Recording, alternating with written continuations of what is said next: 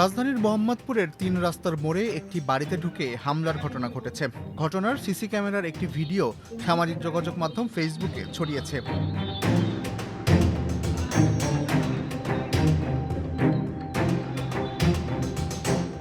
ভিডিওটিতে দেখা যায় এক কিশোর চাপাতি দিয়ে আঘাত করছে ও কোপানোর ভয় দেখাচ্ছে।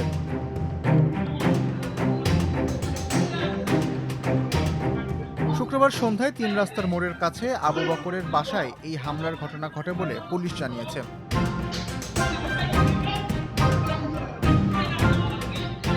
এই ঘটনায় বাড়ির মালিক ব্যবসায়ী আবু বকর ৪ জনের নামে মামলা করেছেন।